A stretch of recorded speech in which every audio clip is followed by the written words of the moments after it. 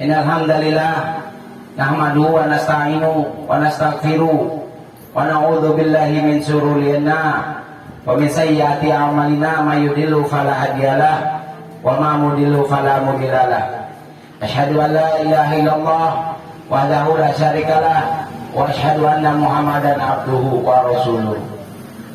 Ittaqullaha haqqa tuqatih wa la tamutunna illa wa antum muslimun. Bertakwalah kepada Allah dan janganlah kamu mati dalam keadaan tidak muslim. Allahumma la sahla illa ma ja'altahu sahla wa anta tazhalul hazna idza sita sahla. Tama-tama kita panjatkan puji syukur kepada Allah Subhanahu wa taala yang mana kita masih diberi nikmat iman. Tidak ada nikmat kecuali yang hakiki ialah nikmat iman dan Islam. Dengan iman kita bisa melaksanakan saum di bulan Ramadan, dimulai dari ba'da subuh menjelang matahari terbenam. Tanpa iman kita tidak melaksanakan puasa tersebut, dan tanpa iman juga kita tidak bisa melaksanakan qiyamul lail ataupun salat tahajud ataupun tarawih di malam hari. Dan tanpa iman pun kita tidak bisa melaksanakan membaca Quran, mentadaburi, ataupun memurojaah, ataupun mempelajari ilmu-ilmu tentang membaca Al-Quran, baik ilmu makhrajatul huruf, sifat-sifat huruf, ataupun ilmu tentang qiraah membaca Quran. Untuk khutbah yang singkat ini, saya ingin menyampaikan kepada jamaah bahwa puasa sudah masuk ke 25 hari untuk hari esok. Oleh karena itu, marilah di akhir-akhir Ramadan ini diperintahkan oleh Nabi untuk menumbuhkan semangat, karena orang yang mencapai garis finish ialah tidak semua orang bisa mencapai garis finish.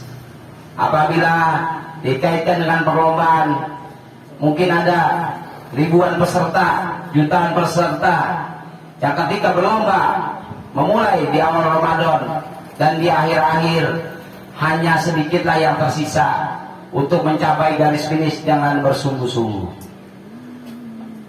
Dan khutbah yang singkat ini saya ingin menyampaikan tentang keutamaan sholat-sholat setelah sholat isya ialah qiyamul lail yang dilaksanakan setelah sholat isya yang namanya sholat tahajud, ataupun yang di luar bulan Ramadan yang biasa masyarakat sebut ialah sholat tarawih.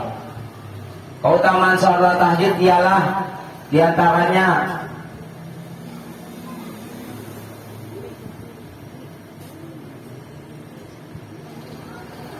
keutamaan sholat tahajud diantaranya ialah yang pertama ialah Allah akan mengangkat derajat orang yang melaksanakan sholat tahajud. Sholat tahajud ialah sholat sunnah yang dianjurkan oleh Nabi Shallallahu Alaihi Wasallam. Sunnah ini ditekankan ialah sunnah muakkadah.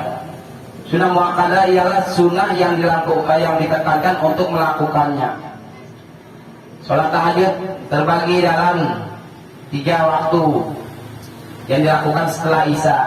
Boleh di awal waktu, di sepertiga malam yang awal, ataupun 2/3 malam, ataupun sepertiga malam yang akhir.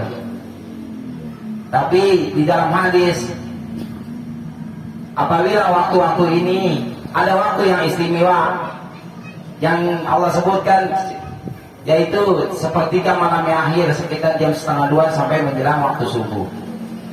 Karena di waktu tersebut Allah turun ke muka bumi untuk melihat hambanya. Barang siapa yang berdoa kepadaku, barang siapa memohon ampun kepadaku, maka aku ampuni. Oleh karena itu, memang di dalam hari, di dalam satu malam ada waktu-waktu yang istimewa yang Allah tetapkan, yaitu kita di sepertiga malam yang akhir bermunajat kepada Allah, mengungkapkan keluh kesah, mengungkapkan permasalahan hanya kepada Allah. Ketika orang melaksanakan sholat tahajud, maka Allah akan angkat derajatnya. Yaitu maqaman mahmuda, diangkat derajatnya, ditinggikan dari yang lain. Adapun utamaan sholat tahajud yang kedua ialah dibimbing oleh Allah Subhanahu wa ta'ala. Ketika mereka melakukan sholat tahajud, maka Allah akan bimbing. Seperti di dalam surat Al-Fatihah, ihdinas siratal mustaqim, tunjukilah aku jalan yang lurus. Barang siapa yang melaksanakan sholat tahajud, maka Allah akan bimbing dia untuk melakukan kebaikan, dan Allah akan bimbing supaya untuk menghindari perbuatan-perbuatan yang dilarang oleh Allah Subhanahu wa ta'ala. Adapun manfaat atau keutamaan sholat tahajud yang ketiga ialah dituntunnya kepada Allah jalan yang benar. Maka kata Nabi, apabila ketika orang mau menuju jalan kebenaran, apa yang dimulai? Maka perbaikilah sholatnya. Itu karena di dalam Al-Quran, inna sholata tanha anil fahsya'i wal munkar. Sesungguhnya sholat itu mencegah perbuatan keji dan munkar. Tapi dengan syarat sholat itu dengan ikhlas karena Allah dan bukan karena riya dan sum'ah. Oleh karena itu, manfaat atau keutamaan sholat tahajud yang keempat ialah mendapatkan pertolongan dari Allah.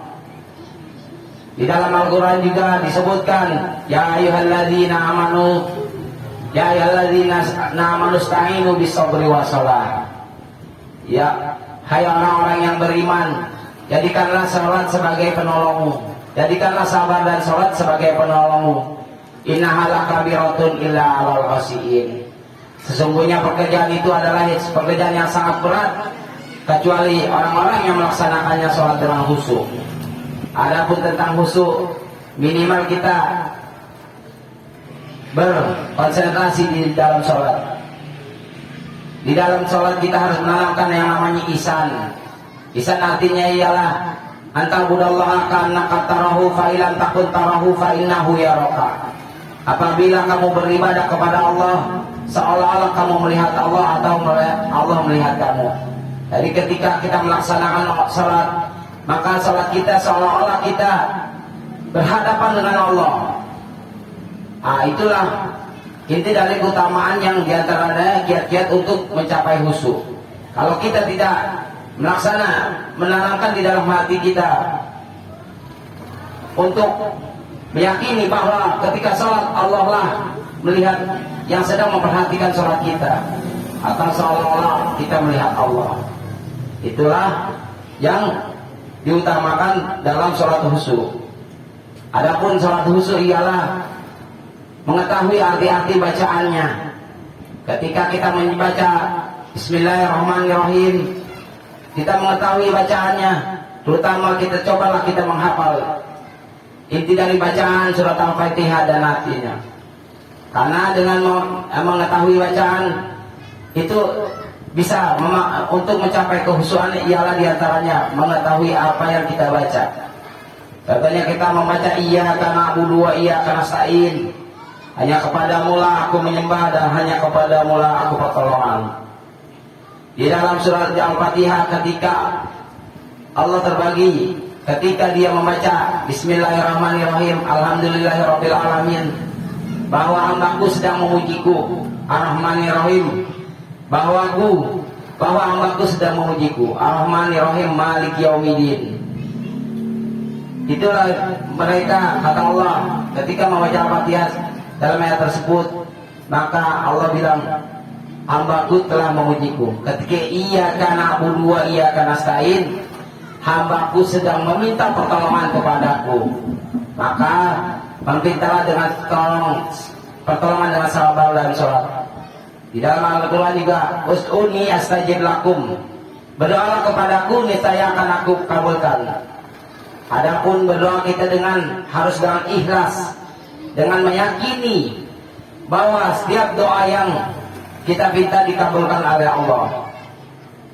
masalah dikabulkan itu tidak mungkin. Kita harus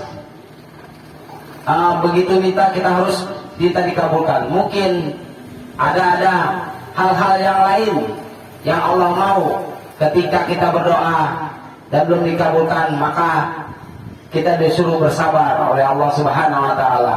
Mungkin dengan kesabaran itu kita bisa memperkuat iman kita. Mungkin dengan kesabaran itu kita juga bisa menggugurkan dosa-dosa kita yang masa lalu.